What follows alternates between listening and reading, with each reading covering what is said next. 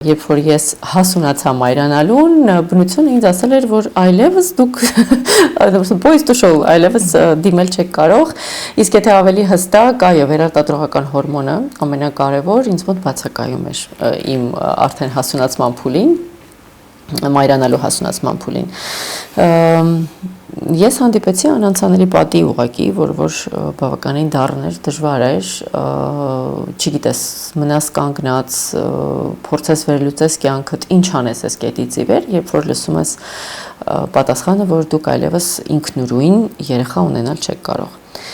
Այստեղ երևի միացավ մասնագետը, որովհետև ես թույլ չտվեցի ինձ քանդվել, երկար չթույլ չտվեցի քանդվել,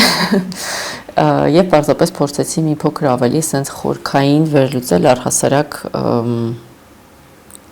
ուրեմ գնում, ինչ է իմ համար ստեղ պրիորիտետը, որն է մոտիվացիան մայրանալու, միշտ խոսում եմ դրա մասին արդեն պերինատալ հոգեբանության